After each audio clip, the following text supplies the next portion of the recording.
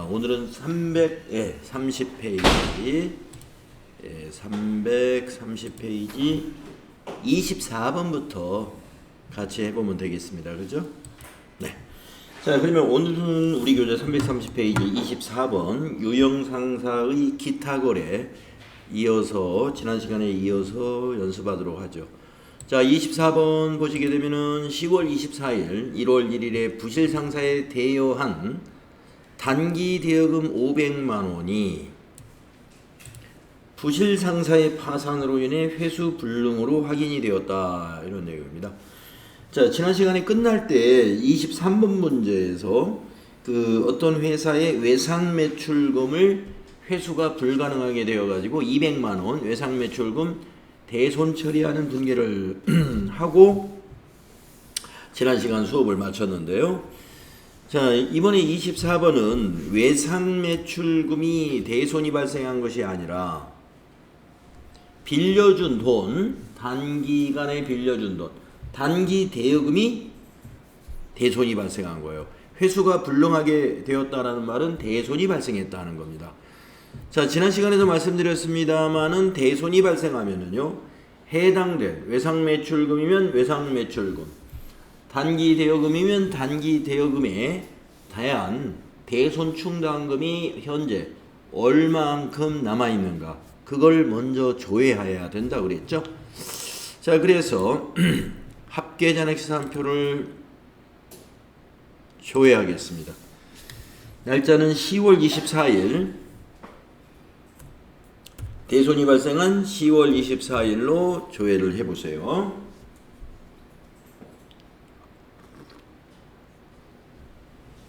자, 당좌자산 안에 단기 대여금이 있는데 단기 대여금에 대한 대손 충당금이 만약에 잔액이 있다면 그 밑에 대손 충당금 항목이 있어야 되고 개정 과목이 있어야 되고 대변적으로 잔액이 있어야 되는데 아예 개정 과목 자체가 없습니다. 그 위에 있는 것은 단기 대여금에 대한 대손 충당금이 아니에요. 그 위에 있는 5만 원은 받으러움 밑에 있잖아요. 그러니까 받으러움에 대한 대손 충당금 잔액은 5만 원 남아 있는 거예요. 따라서 단기 대여금 대손 충당금은 없다 확인했습니다. 없으면 모두 비용이 되겠습니다. 자, 그런데 우리가 지난 시간에 외상 매출금에서 200만 원 중에서 150만 원인가가 모자라 가지고 모두 그 150만 원을 모자라는 부분에 대해서 비용 처리했는데, 그때는 판매 관리비 밑으로 내려가면 이제 판매 관리비 있는데 판매 관리비 중에 대손 상각비로 처리했었어요. 대손 상각비 150만 원 이게 처리했네요. 자, 외상 매출금이라는 채권은 상품 매출로 인해서 발생한 채권이고, 그것으로 인해서 발생한 이 비용은 판매 활동과 관련된 비용이에요. 그래서 대손상각비라는 판매관리비 개정 과목으로 우리가 비용 처리를 했습니다만은 지금 이 단기 대여금의 대손 처리는 영업과 관련이 없는 건입니다. 돈을 빌려주는 거잖아요. 단기 대여금. 돈 빌려주는 것은 우리가 신발을 도소매하는 사업하고는 관계가 없는 거예요. 따라서 영업 외 비용에 해당되는 것 중에 대손 상각비하고 유사한 성격의 개정 과목이 있는데 그게 뭐냐면은 기타의 대손 상각비입니다. 지금은 여기는 없어요. 근데 우리가 회계 처리하면 돼요. 기타의 대손 상각비.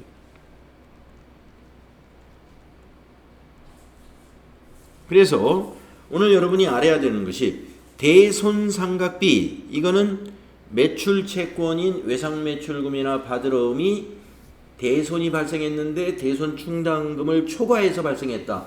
그것이 대손 상각비. 그 다음에 결산 때 대손이 예상되는 금액을 대손 충당금으로 설정할 때도 대손 상각비.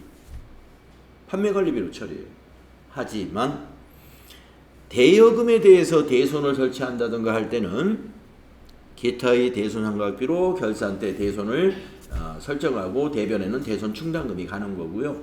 지금처럼 대손이 발생했을 때도 대손 충당금이 있으면 거기서 상기하지만 없을 때는 영업의 비용인 기타의 대손상각비로 회계 처리해야 한다는 것을 알고 있어야 돼. 자, 그러면 입력해 보겠습니다. 일반전표 입력. 날짜는 10월 24일. 10월 24일.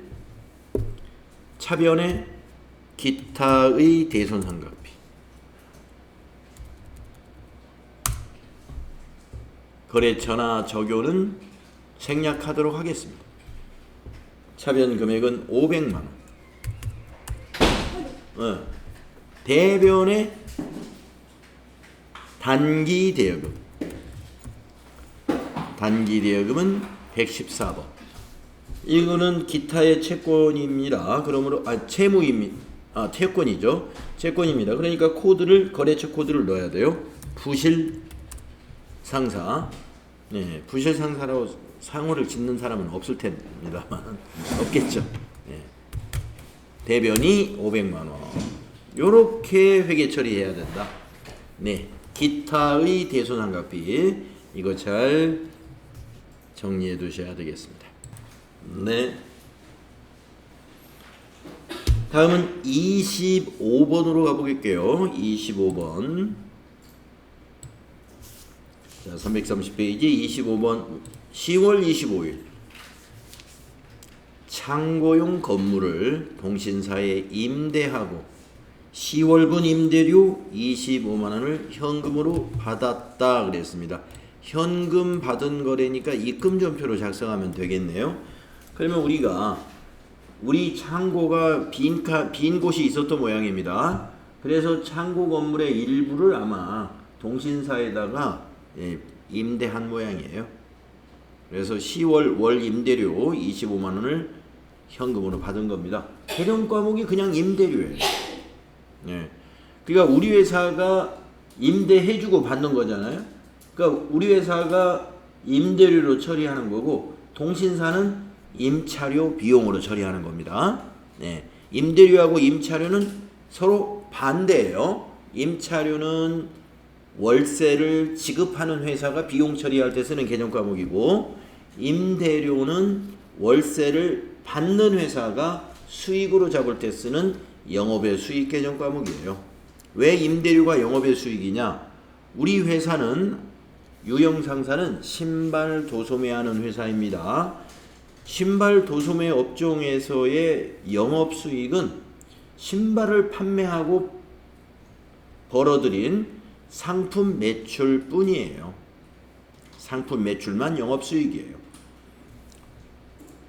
하지만 우리가 신발 도소매업을 한다 하더라도 지금처럼 우리 창고가 있는데 창고 빈 곳이 있어서 다른 회사에다가 일시적으로 임대해 줄 수도 있는 거죠. 그런 것은 영업의 수익이에요. 임대료. 그 다음에 우리 회사에서 사용하던 화물차라든가 승용차를 매각을 했는데 장부 금액보다 높은 금액으로 매각했어요. 그러면 유형자산 처분이 이런 것이 영업의 수익이에요. 자, 그러면 입금전표로 임대료로 처리할까요? 자, 날짜는 10월 25일입니다. 일반전표 날짜를 10월 25일로 고치시고 입금은 2번이죠. 2번 입금 임대 입력하시고 904번이죠. 904번 임대료. 자, 거래처는 여기다가 동신사 넣어주면 좀 도움이 될 것 같고요. 적요에다가 창고 임대료 이렇게 금액은 25만원. 임대료는 수익이기 때문에 대변에다 입력하는 거예요. 수익 발생은 대변이죠.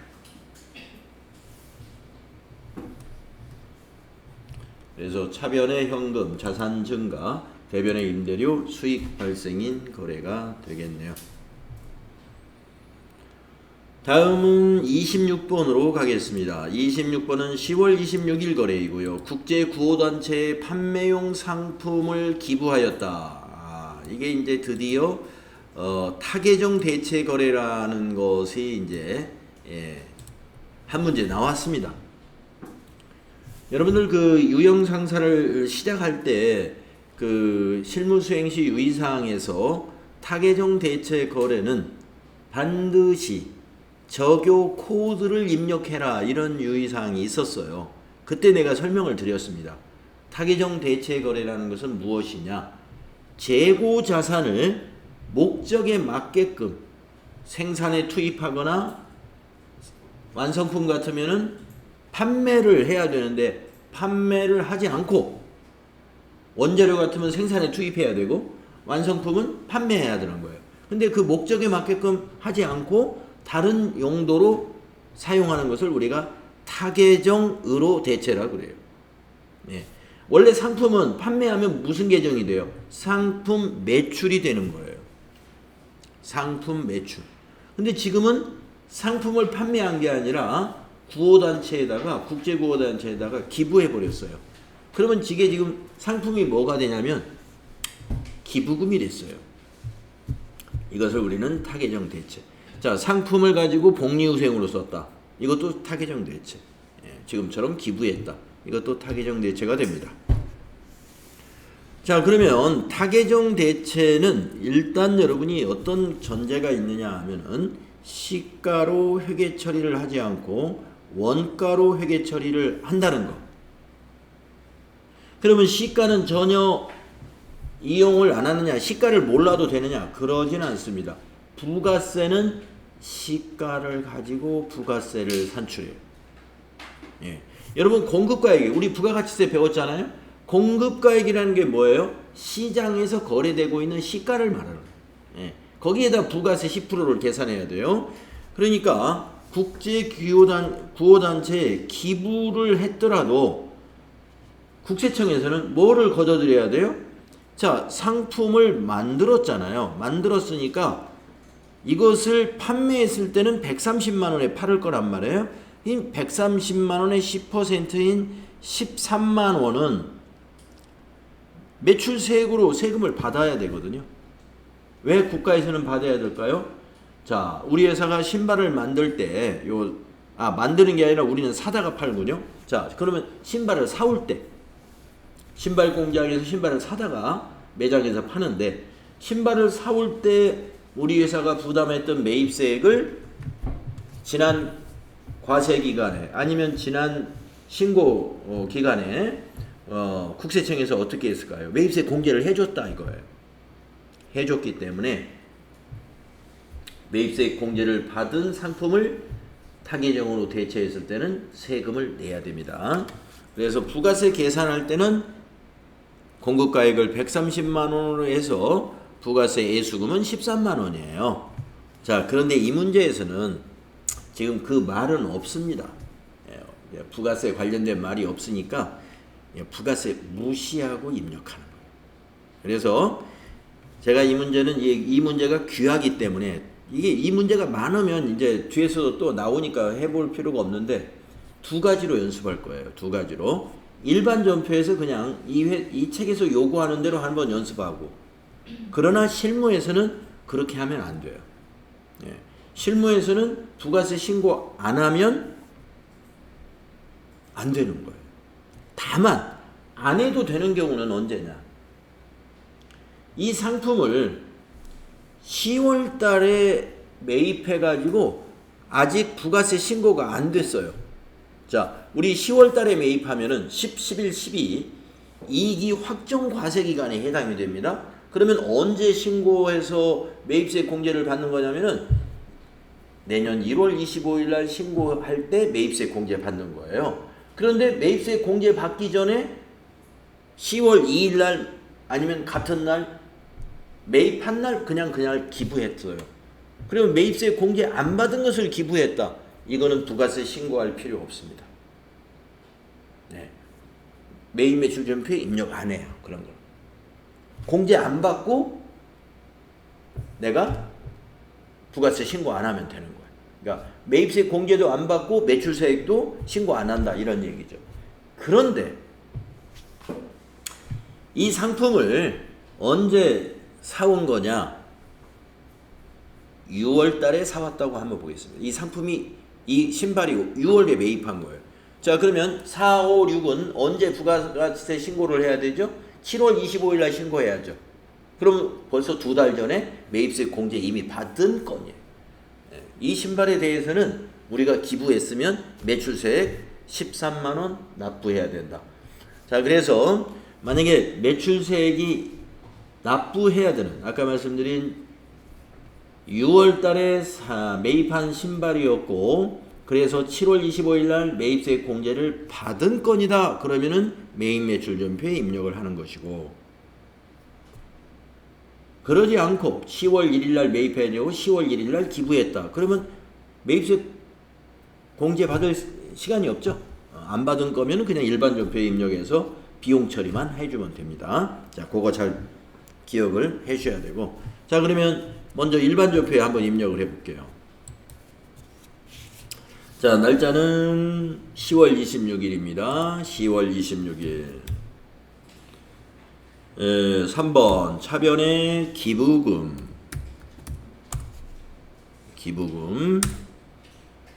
네, 거래처는 뭐 그냥 지나가도록 하겠습니다. 국제구호단체라고 이제 써줄 수는 있는데, 적요에다가는 상품 기부라고 해주는 게 좋을 것 같습니다. 상품 기부. 차변의 금액을 원가로 해라 이거예요. 기부금은 원가로 입력하는 거예요. 절대로 시가로 처리하지 않습니다. 네. 부가세 신고할 때 시가를 입력해요. 그러나 기부금은 원가로 처리해요. 대변의 상품이죠. 상품이라는 재고자산을 감소시킵니다. 네. 자, 적요에다가 뭐를 넣어야 되냐면은 여기 밑에 적요 코드에 보면은 8번 적요 있어요. 타계정으로 대체액. 요거를 코드로 넣어야 돼요. 8번. 타계정으로 대체액 100만 원. 이렇게 입력을 하면 돼요. 자, 그러면은 이게 이제 손익계산서를 우리가 지금 가서 볼 텐데요. 네, 우리가 이제 손익계산서를 가서 볼 거예요. 자, 무엇을 우리가 발견할 수 있느냐 하면은 저 100만 원이 영업의 비용인 기부금으로 가겠죠. 가고 또 100만 원이 어디에 기록이 되냐면 매출 원가 밑에 타 계정으로 대체액이라고 기록이 돼요. 그래가지고 나중에 결산할 때 매출 원가를 계산할 때 우리는 기말 상품 재고액을 조사해가지고 재고 조사한 금액을 거기다 입력해서 전표 추가 누르면 여러분들 옛날에 그 3일 패션에서 결산해서 여러분 해봤었죠? 기말 상품 재고액 2천만 원 입력하고 입력하니까 뭡니까? 상품 매출 원가가 자동으로 딱 계산됐었죠. 예. 그런데 이 100만 원도 같이 빼준다 이겁니다. 빼주어야 맞아요. 이거 적요 8번을 안 넣으면은 매출 원가 계산할 때 요 100만 원이 안 빠져요. 그게 무슨 말이냐? 자, 우리가 기부한 상품은 우리 창고에 없겠죠. 기말에 가면은. 그런데 우리가 기말에 창고 조사해 가지고 있는 것만 재고로 입력을 하면은 기부해서 나간 것도 원가로 들어가 버린다 이거죠. 판매된 걸로 계산이 된다 이거죠. 판매된 게 아닌데도. 그래서 빼줘야 되는 거예요. 그럼 시험 볼 때도 저 적용해야 돼요? 당연히. 타기정 대체 거래는 여기다가 적요를 꼭 8번으로 넣어야 됩니다. 기부금에다 넣는 게 아니고 재고자산 계정 과목에 적요에다 넣는 거예요. 자, 그러면 가서 한번 손익계산서를 확인해 보도록 하겠습니다. 자, 전체 메뉴 가셔가지고 여기 결산재무제표에 있는 손익계산서를 12월로 미리 한번 가보겠습니다. 자, 지금 제가 타계정으로 대체가 만들어졌을 것이다 라고 한 게 바로 이 부분이에요. 이제 나중에 이제 결산을 해서 상품 매출, 결산자료 입력, 자동 결산 사항에다 이제 입력을 해서 이 매출 원가가 이제 계산이 되어서 일로 넘어올 건데 아직은 넘어오지 않았어요. 우리가 결산을 아직 안 했기 때문에 아직은 넘어오지 않았습니다. 그래서 기말 상품 재고액을 우리가 여기다 이제 수정 입력을 할 거예요. 여기다 입력하는 게 아니라 결산 자료에다 입력을 하는데 여기서 어떤 계산이 일어난다는 얘기냐면 기초에다 단기 상품 매입액을 더한 다음에 이것과 이것을 빼가지고 매출 원가로 간단 말이에요. 예. 그러니까 요 타계정으로 대체된 상품은 원가가 아니니까 빼주는 게 맞는 거예요. 자, 그리고 대신에 요 100만 원이 어디로 갔을까요? 매출 원가는 아니고 영업의 비용인 요 기부금. 기부금으로 왔다 이거죠. 근데 만약에 적요 8번을 안 넣으면 무슨 일이 벌어지죠? 비용이 두 군데로 들어가요. 기부금 영업의 비용으로 들어가고 또 저기에 매출 원가로도 들어갑니다. 그러면 나중에 결산하고 났을 때 안 맞아요. 결산이 안 맞아. 100만 원 차이가 나요. 왜냐하면 비용 원장에서는 기부금으로밖에 처리한 게 없는데 매출 원가로 100만 원이 또 들어갔단 말이에요. 그래서 이 손익계산서하고 맞지가 않습니다. 그래서 에러가 발생하는 그런 이유가 되게 됩니다. 자, 그래서 반드시 넣어야 된다. 여기 일반 전표에서 제가 한번 이걸 지워볼게요. 적요를 스페이스바로 한번 지워봤습니다. 예. 지우고서 손익계산서로 제가 가가지고 조회 단추를 한번 눌러볼게요. 자, 보시다시피 없어져 버렸죠. 적요 코드를 지웠더니 기초상품 재고액, 단기상품 매입액, 기말상품 재고액밖에 없습니다.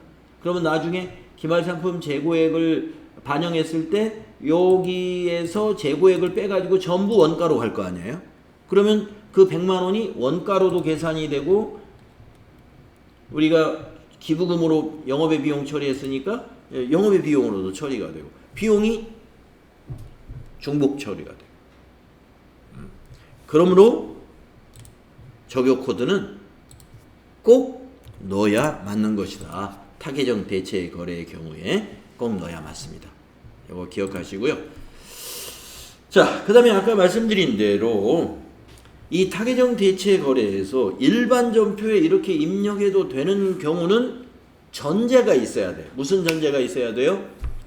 이 상품은 매입세 공제를 받지 아니했다라는 전제가 있을 때만 일반 전표에 이렇게 입력해서 끝나는 거예요.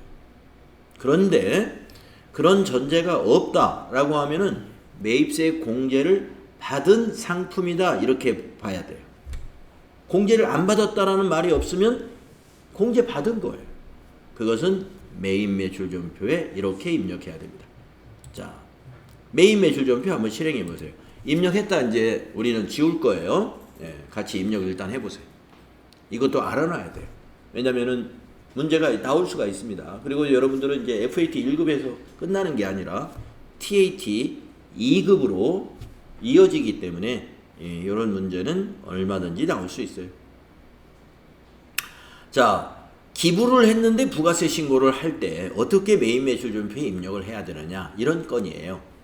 자, 그러면 날짜는 10월 24일로 10월 26일로 같은 날짜로 한번 해볼까요? 10월 26일.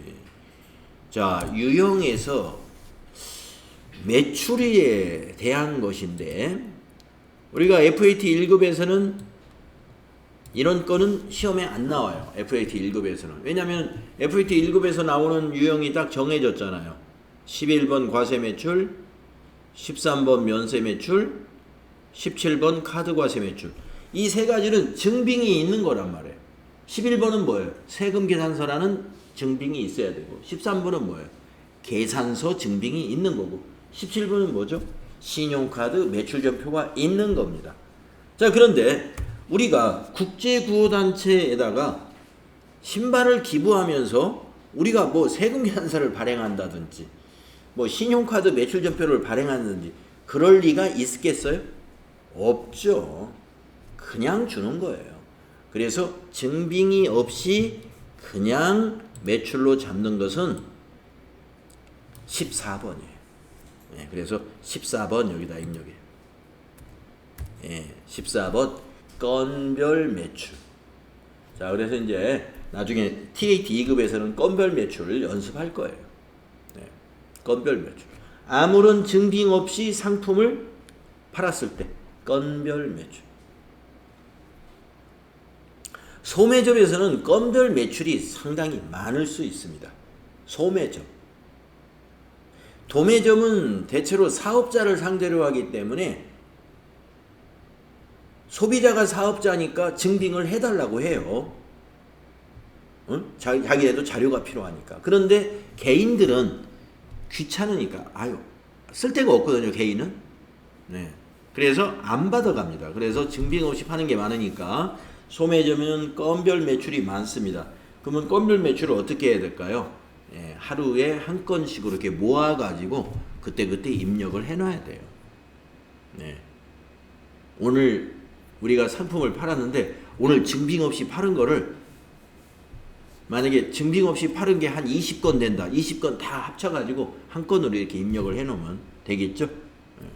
자, 소매점에서는 건별이 많다.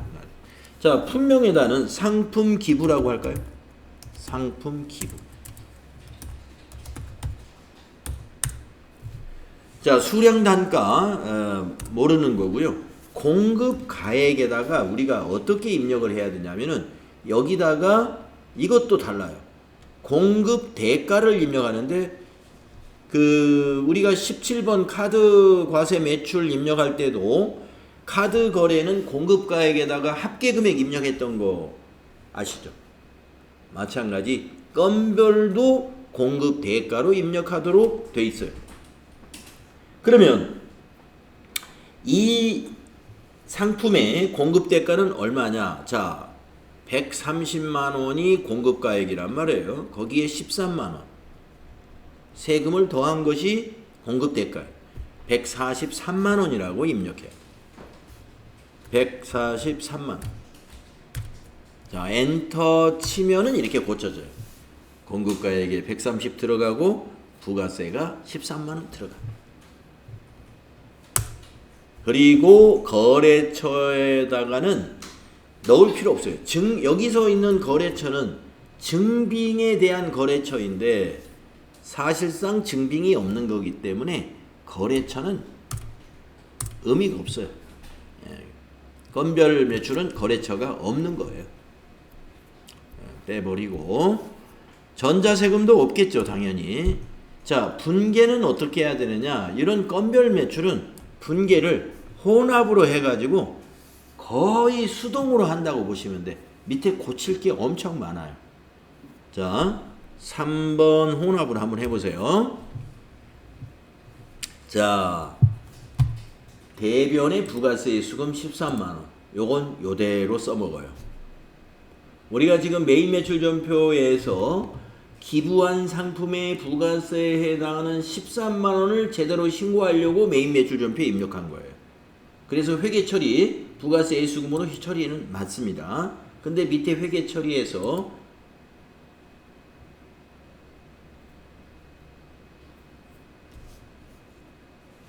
차변으로 바꿔볼까요? 3번 차변. 기부금 처리를 한번 해볼까요? 기부금. 코드를 기부금으로. 자, 차변의 기부금 처리. 아까 일반 전표 입력할 때 말씀드렸습니다. 기부금은 원가로 회계 처리해야 됩니다. 그랬어요. 그런데 원가는 얼마였어요? 100만 원이었죠. 그런데 거기에다가 부가세까지 원가에 포함해야 돼요. 부가세까지. 그래서 차변의 기부금이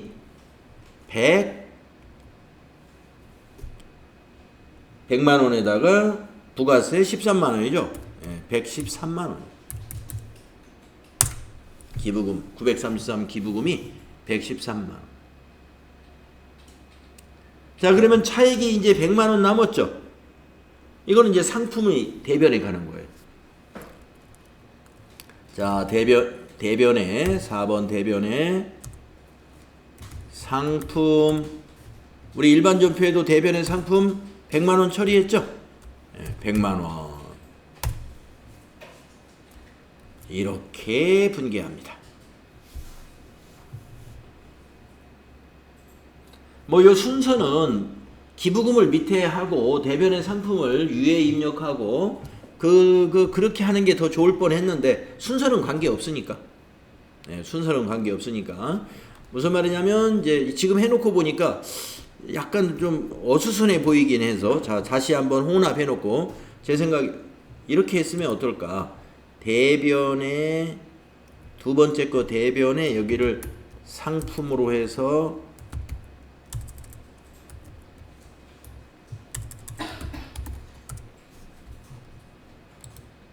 상품을 원가로 100만원 입력하고 세 번째 줄에 차변해 가지고 기부금 아까대로 그냥 놔둬도 상관없습니다. 네, 기부금 해놓고 이 두 개를 더해서 여기 기부금 처리하면 더 좀 깔끔해 보일 것 같아서 탭키 이렇게.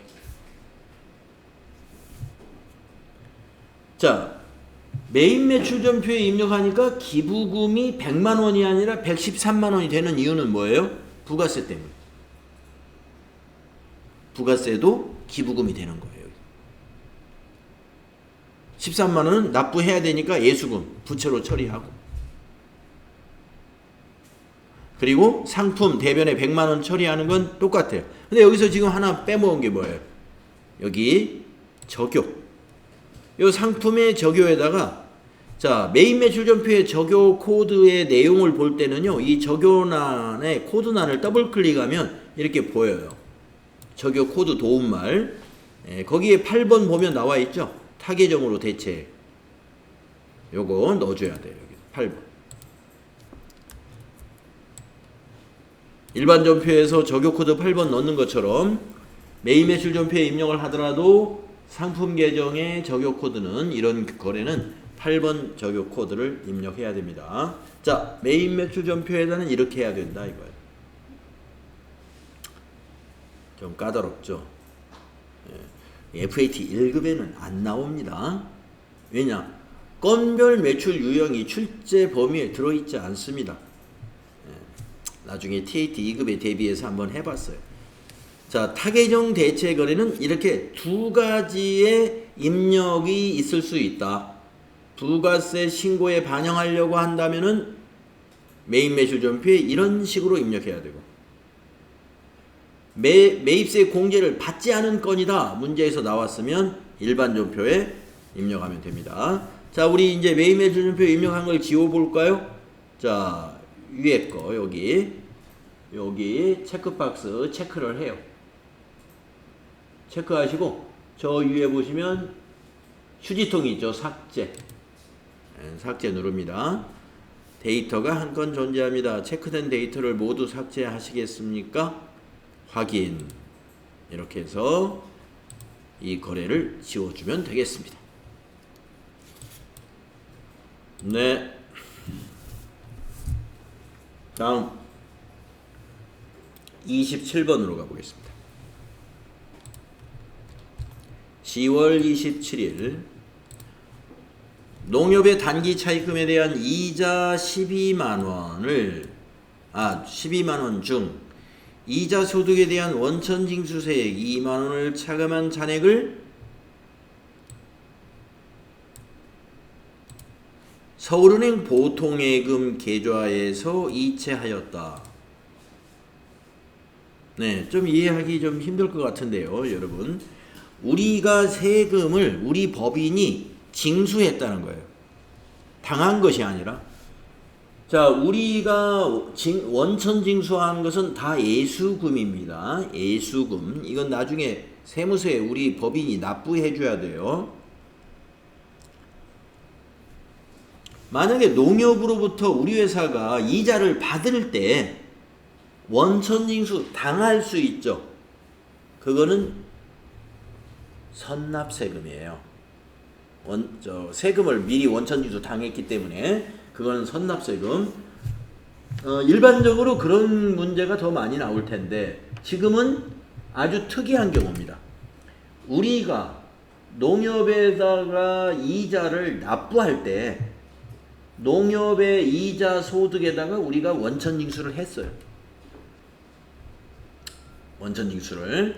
그래서 12만원 중에서 2만원 세금 공제하고 10만원을 보통예금에서 이체시켰다. 이 문제예요. 이거.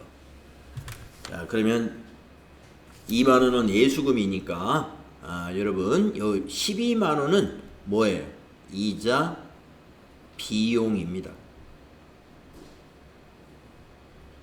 비용 발생 차변에 가겠죠. 그래서 차변의 이자 비용이 12만원, 대변의 예수금은 2만원, 보통예금이 10만원.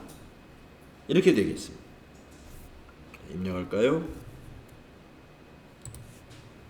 자, 일반전표 10월 27일 3번 차변의 이자 비용. 농협의 이자 비용 지급합니다. 거래처는 농협이라고 입력해도 좋고 입력 안 해도 상관없습니다. 적용은 차입금 이자 보통예금 인출이라고 3번 만들어 놨네요. 금액은 12만원. 대변 4번 대변의 예수금 254번.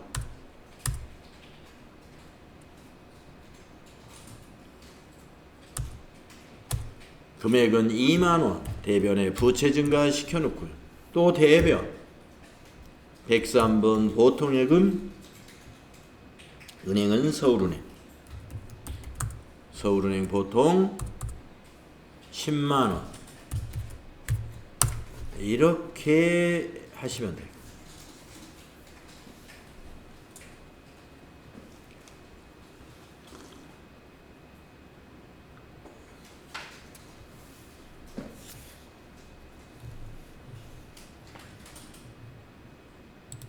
이렇게 하시면 됩니다.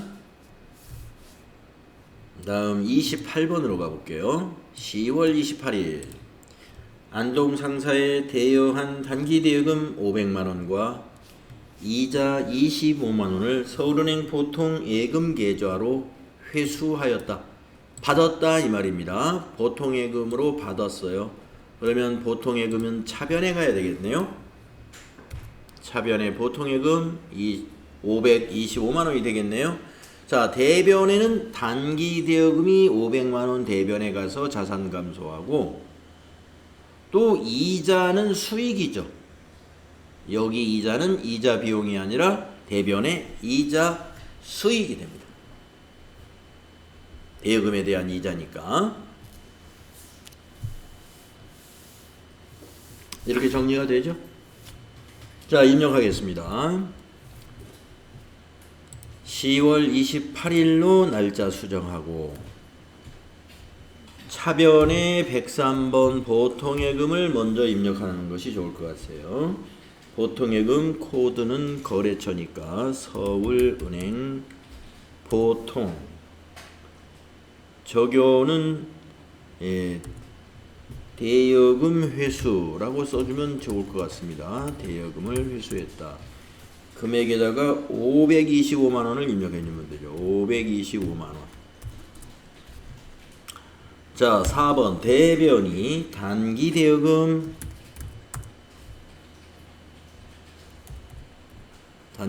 114. 이건 거래처를 넣어야 돼요. 안동상사 적용은 엔터로 복사하시고 500만원. 이렇게 하면 단기대여금 자산이 감소되고요. 또 4번 대변의 이자 수익 901번 25만원을 대변에 입력하면 되겠습니다.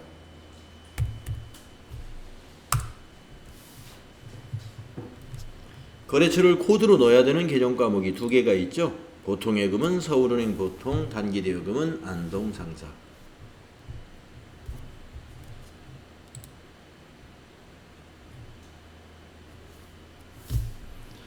그 다음에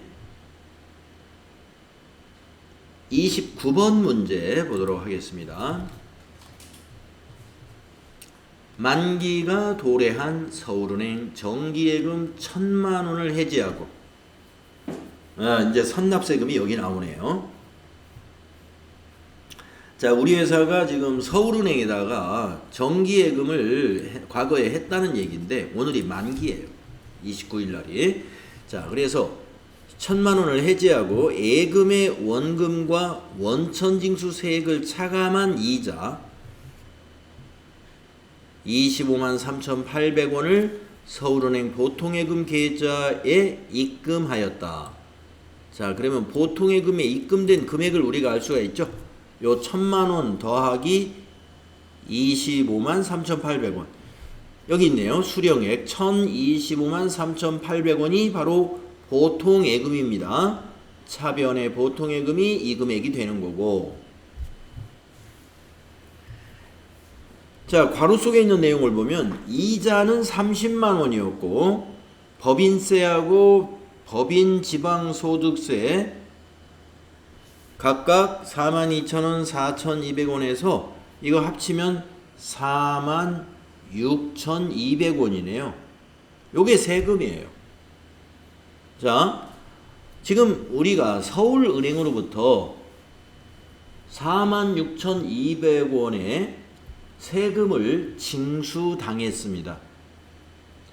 법인이 다른 기관으로부터 세금을 징수당했을 때 이러한 소득에 대해서 법인이 무슨 뭐 재산세를 낸다든가 이런 것이 아니고 어떤 법인이 벌어들인 이런 이자 소득이라든가 어떤 소득에 대해서 상대 법인으로부터 징수를 당했잖아요. 이만큼을. 그러면 이걸 뭐라고 정리하냐면 개정 과목을 선납세금으로 회계 처리하세요. 선납세금. 자산으로 잡아요. 그랬다가 이 선납세금은 결산 때 법인세로 대체하는 수동분계 사항이 있습니다. 선납세금을 결산 때 그때 법인세로 비용 처리해요. 그러니까 기중에는 자산으로 잡습니다. 기중에는 자산 잡았다가 결산 때 법인세로 처리하는 거예요. 그러니까 이 분계할 때 미리 법인세로 처리하면 나중에 결산 끝나면 결국에 같아지긴 하는데 틀립니다. 그래서 미리 법인세로 처리하면 안 돼요. 세금을 원천징수 당한 거는 자산으로 처리한다. 요거 꼭 기억. 자, 그러면 정리가 되지요, 이제. 자, 세금은 선납세금이고, 그래서 차변에 지금 보통예금 요 금액에다가 선납세금 요렇게 더하면 1,030만 원이 되겠죠. 그러면 이제 대변에 가는 건 뭐예요? 대변에 가는 게 이자 수익 30만 원 대변에 가고 요거 그 다음에 정기예금이 이제 없어져야 되니까 대변의 정기예금 감소하고 대변의 자산 감소가 정기예금 1,000만 원이고 수익 발생이 이자 수익 30만 원이에요. 그래서 이게 지금 대변이 두 가지, 차변이 두 가지 이렇게 되겠습니다. 좀 지저분하게 정리했는데 한번 대변부터 먼저 한번 입력을 해볼까요? 10월 29일 좀 복잡한 거래예요. 자, 이런 문제는 FAT 1급에도 나올 수 있는 복잡한 문제로 출제될 수 있는 문제니까요. 자, 대변에 정기예금 거래처 서울은행 정기예금 코드 따로 있죠. 적요에다가는 만기라고 씁시다. 금액은 대변에다가 1,000만 원. 또 대변 이자 수익으로 인식해야 될 돈이 있죠. 이자 수익 901번. 적요는 그냥 엔터로 만기를 복사하고 지나가도 좋아요. 30만 원이죠. 300 플러스. 자, 이제 차변 입력해 봅시다. 차변에 보통예금 103번이죠. 은행을 코드로 넣어야 됩니다. 서울은행 보통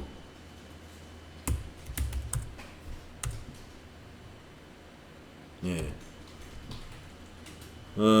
정기예금 만기니까 그냥 엔터로 지나가시고 10-253-800원 10-253-800 그리고 46,200원이 차변 선납세금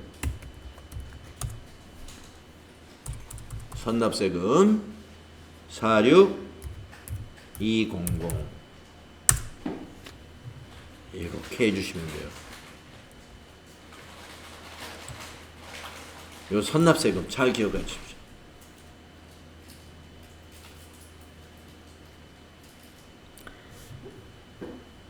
네, 여기 29번이 FAT 1급에서도 나올 만한 문제이고요. 예, 좀 나왔다 그러면 이 문제를 놓치는 사람들이 꽤 있는 그런 문제니까 잘 정리를 해 두시면 되겠습니다.